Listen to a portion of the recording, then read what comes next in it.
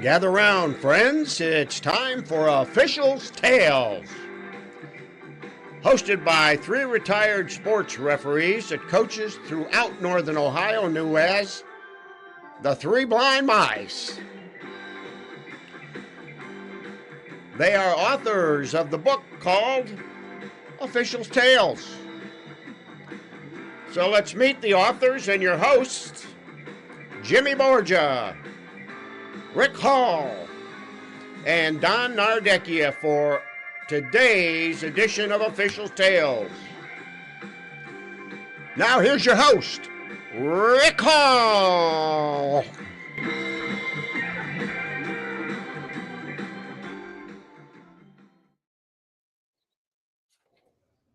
Hey, we're both on. That's all right. We're live. Oh, surprise! We're all ready. So, hey guys, just letting you know we are doing our football playoff kickoff show. We have the brackets for the OHSAA, and obviously you see my buddy Don here. We're ready to roll. We're getting excited. We're going to do like a little quick show, let you know who's playing who and where. Quick note though, if you're from the Ironton area or know somebody there, they are out. The lights are off in Ironton for the rest of the season. They've been caught with ineligible players and apparently some scouting stuff. They are going to be able to keep their state title. However, they are out. So we are going to start with some of the local teams in the area. Don's going to give you the lineup of who is in, and I'm going to tell you who plays who. So we're going to start with Region 14, Division 4, and Don, let her rip. Okay, we had a lot of interest in this region because of some of the teams are in there. It's very interesting. Now, what we're going to do first is go through the rankings from 1 to 12. Rankings are taken off wins, and then they go to a second level for ranking points. Who your opponent beats, you get credit for that because you beat them as your opponent. So there's a couple levels here that you score points on, and in region number 14, number one team are the Shelby Whippets. They have a 10-0 record, and their current point score is 31.6. Now, the number two team, the Galleon Tigers. Number three team are the Napoleon Wildcats. Yeah. They have an 8-2 record. And number four is Lima Bath High School. They are also 8-2. And these four teams, because they lead the region there, they get a bye the first round of the playoffs. So I'm going to continue down now. After number 4, we go to number 5, and 5 through 8 are going to host the preliminary round, which comes up this Friday. In the number 5 spot are the Bellevue Redmen. They have a 7-3 record. Number 6, also with a 7-3 record, is Perkins High School. Number 7 team is Bay High School from Bay Village. Mm-hmm. And the number 8 team, Clear Fork from Belleville, Ohio. And now those teams, Bellevue, Perkins, Bay, and Clear Fork, will play at home this weekend. The next 4 teams are the final 4 teams in the regional playoffs, and they will go on the road to take on an opponent. And in just a moment, Rick will have that. Number 9 team is Orville. Number 10 team is Cloverleaf from the Medina, south of Medina. Mm-hmm. The number 11 team is Clearview. Lorain Clearview, the southern suburbs of Lorain, is Clearview. And number 12, the Clyde Flyers with a 4-6 record. So with that, we're going to let Rick tell you who's playing who. And this is preset. Number 5 plays number 12 and so on. But Rick, time and place for those games, please. Okay, so we talked about Shelby. They're got a bye. They will be playing at home. The winner of the Belleville Clear Fork game versus Orville, number 9, which should be very interesting. It's a 7 o'clock start, obviously at Belleville, and then Lima Bath in the next bracket they'll be playing at home, and then they will be playing the winner of Bellevue and Clyde. That will be played at Bellevue's home stadium, and that's an interesting matchup because Bellevue beat Clyde earlier this year. Galleon will be playing the winner of Bay Village Bay, and obviously Seville Cloverleaf. And that could be very interesting. I'm not sure those two teams see each other much, just because of the logistics of where they're at. Napoleon will have a home game. They will be facing the winner of Sandusky Perkins Pirates and Lorraine Clearview, and that could be very interesting. Perkins has seemed to be getting better and better as the season's going on. I'm not really up on Lorraine Clearview, but they're typically a very, very athletic team. So those are some interesting matchups in 14. Now, Don's got one in just a couple teams in Division 25, right, Don? Yeah, we want to go to. Or is it 28? Or is it 28? We want to go here. Division. We want to go Division 7, Region 25? Yes. Okay. We'll do that here. Let's go to Region 25. Now, just like we did before, these next 4 teams are the first 4 teams in Division 5. And most of these teams, the first 3 are over in the northeast part of the state. Number 1 is McDonald, a team who always has good football. Oh, yeah. They were 10-0 this year. Number 2 team, also 10-0 this year, was Fairport Harbor. Fairport Harbor Harding High School.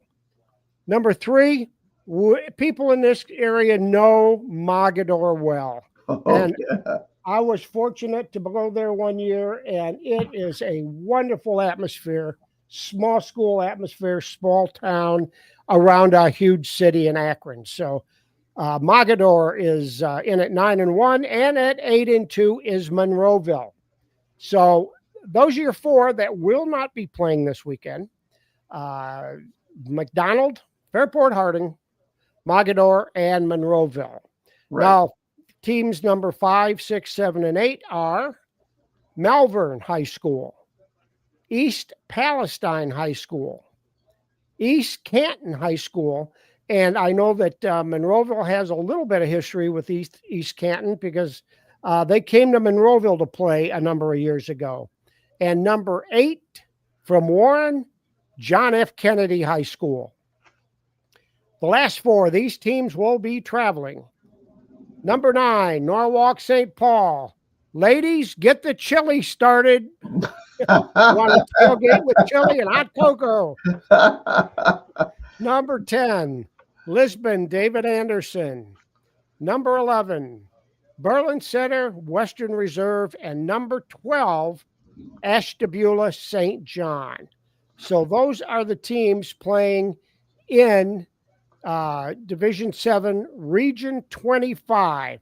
So, Rick, how do they match up, and where are they playing? Okay, so number 8 plays number 9, which is John F. Kennedy plays Norwalk St. Paul at Girard Arrowhead Stadium. And then, of course, the winner plays McDonald. And then we have Malvern against Ashtabula St. John High School. And they play in Malvern Village Park. And then that winner will be playing Monroeville. And that will be at Monroeville.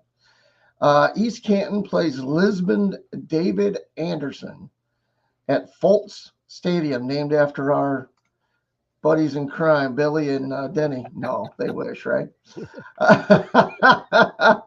And East Palestine will be playing Berlin Center Western Reserve. Boy, that's a name. They play at Reed Memorial Stadium in East Palestine. And the winner of that game will play Mogador. God bless them. So that's the matchups for Region 25. We're going to now go to Let's take I've got a little bit of a look at John F. Kennedy, the Eagles. Okay, go right ahead. From Warren, and this is very interesting, their schedule this year. They're 5-5, but they lost their first 5 games. Okay. And they won their final 5 games. Now, they played some good competition early on. They played Union Local with a record of 7-3 in Division 5. So they played up from Division 7, Division 5. And that's what St. Paul did early on, too. Right. Now, second game at Garrettsville Garfield, they are 8-2 in Division 5. Okay. Third game at home against Liberty. It must be Youngstown Liberty. Yeah, who was 8-2 yep. in Division 5. Right.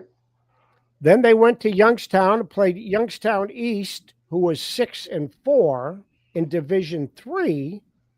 And finally, the last of those first 5 was at Marlington. And Marlington only had a 3-7 record in Division 4. So now where did they start to get a little momentum? It was September 26th playing at home against St. Thomas Aquinas, who this year had an 0-10 record. Now, obviously, you're not going to get any secondary points from them, but they are Division 6 school. They played up a division. They beat them 53-0. Next week, they played Richmond Heights. They had a 3-7 record in Division 6. They beat Richmond Heights 45-14. Next week, they played Canton Central Catholic, a Division 5 school, with a 1-9 record. They beat them 38-26. Last 2 games, Cleveland Central Catholic, they ended up 3-7 in Division 3, and JFK beat them 32-12. And final game of the season, JFK played Lutheran East High School from Cleveland area. They also a Division 3 school. They beat them 19-7. So you can see they play a lot of games up, as we call it. They move up to play teams in a higher division, and those points help them a little bit. And a very good rebound from a tough beginning. And that's St. Paul had 2 tough games to start the season, playing Division 5 Port Clinton and Edison. And both with winning records. They lost to Western Reserve, who had an 8-2 record, Crestview with a 6-4 record, and Monroeville with an 8-2 record. So their losses were quality losses, but you don't get any points for a loss. But that Monroeville game, everything, I wasn't there, but everything I've read about and heard about was one hell of a ball game. So I want to shout out to the Monroeville football team for winning the first Firelands Conference Championship, I believe, in a little bit. It's in quite a few years. Outright. I stand corrected. And but I want to give them props, but I also want to give St. Paul props because of, like you said in the beginning, boy, they look like they were a team that were struggling, and they'd be sitting home watching the playoffs. And I'm a strong proponent of it's not where you start, it's where you finish.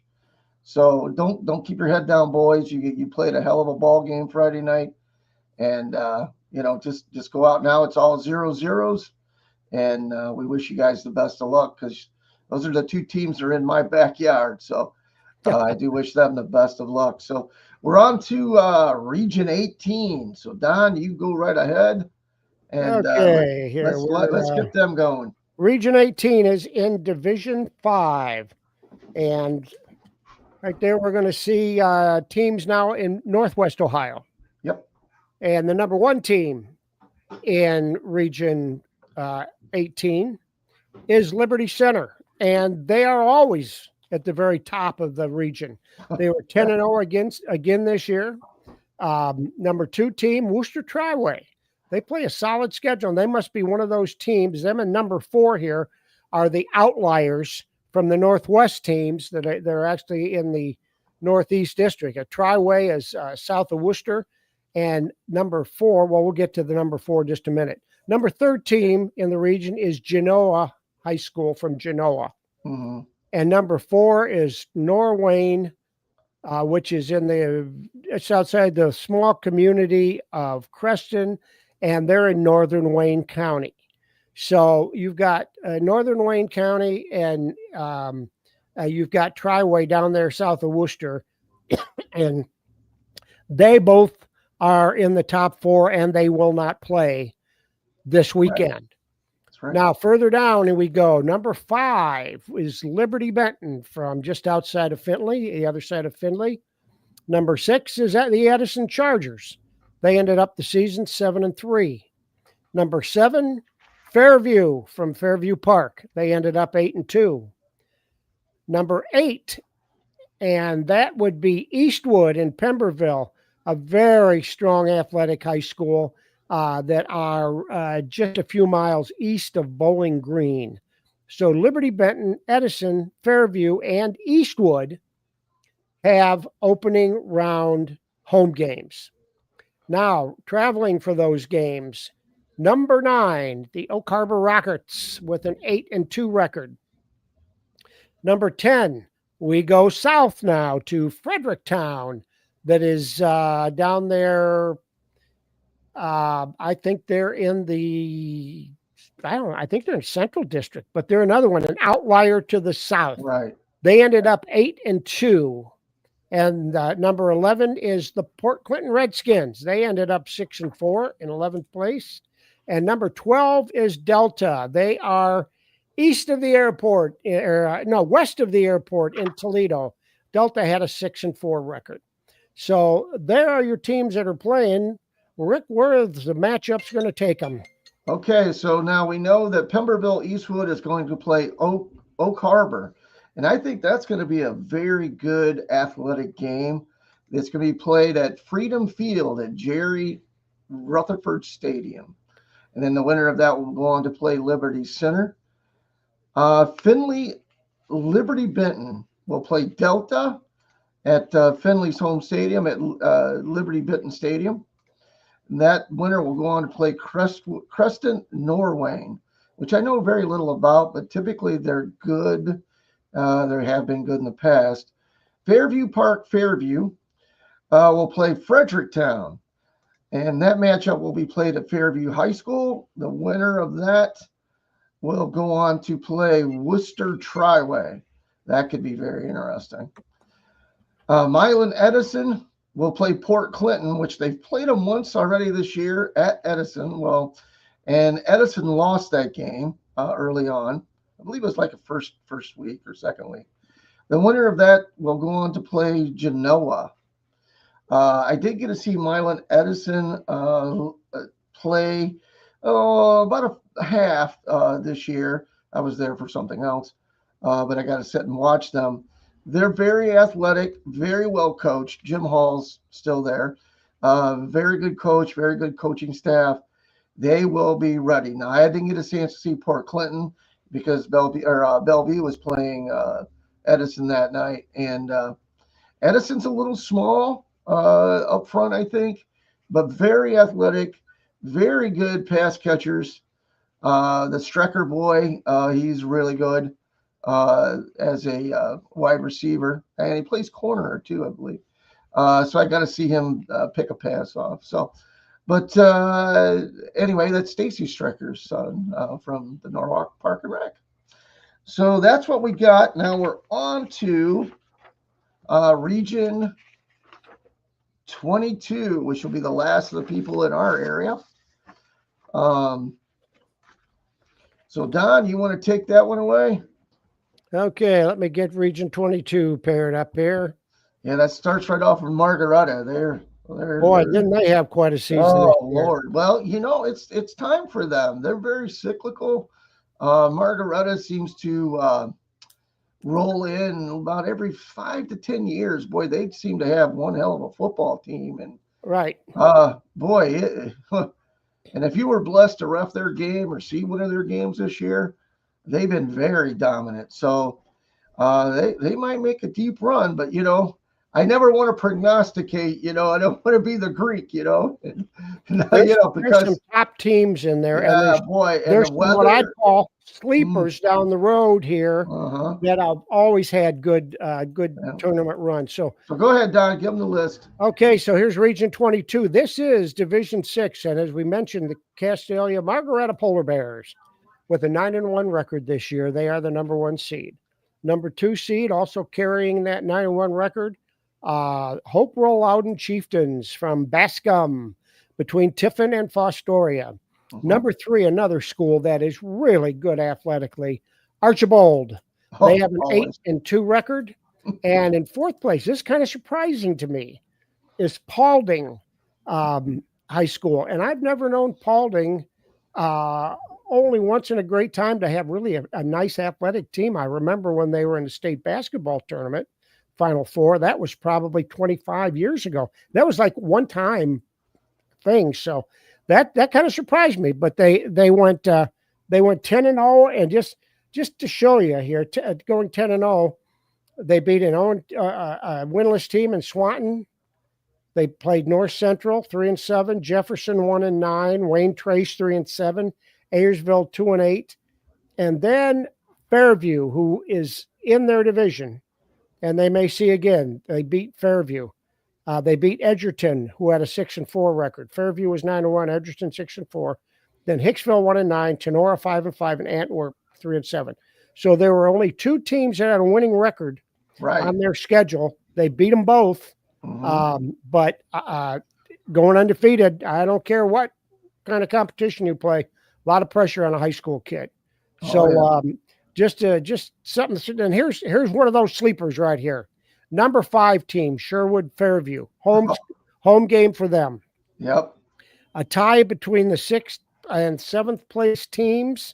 They've got them ranked as tied, but they show them 6 and 7. Seneca East from Attica, the 6th team at 7-3, and tied with them, but taking over the 7th position in the bracketing is Bluffton with an 8-2 record. Number 9, and this is another sleeper, is Patrick Henry. Those kids are as hard-nosed as you get for small school. They've got a great place out on the prairie, just kind of out in the middle between a lot of small towns there. Number 9, okay, so those Fairview, Seneca East, Bluffton, Patrick Henry, home games. And the final 4 teams are Cary High School with a 6-4 record. With an 8-2 record, Western Reserve.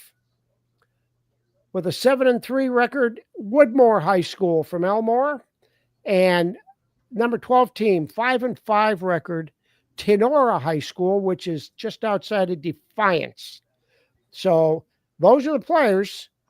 Where are they going and who do they match up with? Okay, well, Patrick Henry pulls Cary. Now, I haven't seen either one of these guys this year, but Cary being one of those farm schools.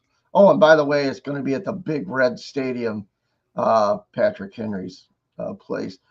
Cary being one of those farm schools, you never know what those guys, they could be aerialists or they could be ground and pound. They get those big, heavy, farm boys, and they just push you around. So Defiance Tenora will play Sherwood Fairview at Sherwood's home stadium in Fairview.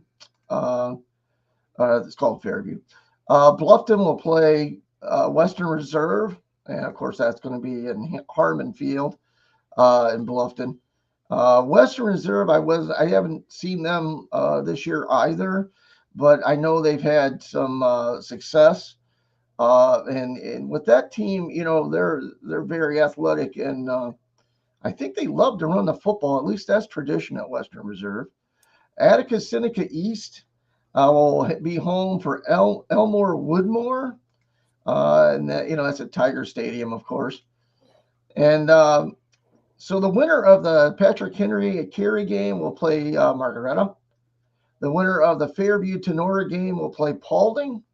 The winner of the Bluffton Western game will play Bascom Hopewell Loudon, which is usually a tough out. And the winner of Seneca East and Elmore Woodmore will play Archibald. And again, like I said, good luck, young man. Because Archibald's typically a powerhouse. So who do you have Western Reserve playing this first round? I have Western Reserve playing Bluffton. Okay, let's take a look at Bluffton and see what we got here. Okay, we'll start their season playing Division IV Benjamin Logan, 5-5 record, beat them 33-30. Okay. Second week was Pandora Gilboa, who ended up 7-3 in Division VII, They beat them 48-14. They played Toledo Bowsher, Division II school. A lot of points there for a win. And Bowsher got 2 other wins, so they'll get points from them. A good scheduling job right there by the athletic department. They beat Bowsher 54-21. Next, they played Jefferson, a 1-9 record, beat them 49-6. They played Spencerville in Division 6, 2-8 record, beat them 42-7. They played Lymouth Central Catholic and got beat, their Division 7 school. They were 9-1. They played Crestview, Division 6 school, beat them 49-34.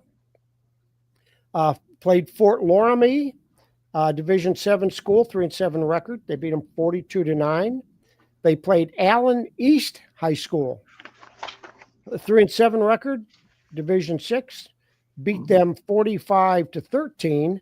And final game, they lost to Columbus Grove, 7-3 record, Division 7. Lost to them 48-38. So that's for Western fans, a little bit about your first round opponent.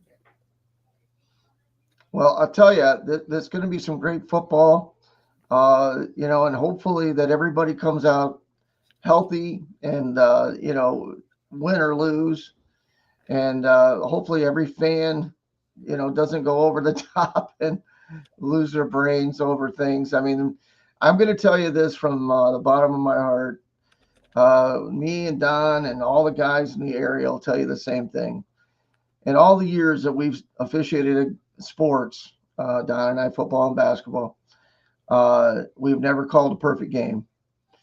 Your kids on the field, your coaches on the sideline, they've never called or played a perfect game. So let's just sit back and enjoy it.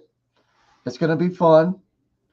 And enjoy your kids while they're out there in front of you, because you're going to blink your eyes like Don and I. And those kids are going to be long gone, and you're going to be watching your grandkids play. So with that being said, Don, you got anything to close with? Yeah, one thing here. Norwalk area people, classmates maybe of Tommy DeLuca, guys that played with him. He is his team, Olmsted Falls, is in the playoffs. And let me get this up here. Okay, Olmsted Falls, the Bulldogs. They ended up this year 6-4. They were ranked 6th. So they have a home game, and that home game is going to be against Fremont Ross. Nice. So if you're think about it, Olmsted Falls, watch for the Bulldogs there, because Tommy's a heck of a good coach, and they get by Fremont Ross, see where they end up next week, and good luck to Tommy. Good luck to all the teams. This is a great time of year for these kids. So happy for them, and I know the crowds will be out to cheer them on. All our local teams. Good luck to you, and get out there, folks. Give them all. The kids are giving all they've got. And as far as fans, be a good fan. Be the best fan. Give them all you got. Those kids deserve all the energy that you can put out there for them. Yep. God bless and good night. That's all, folks.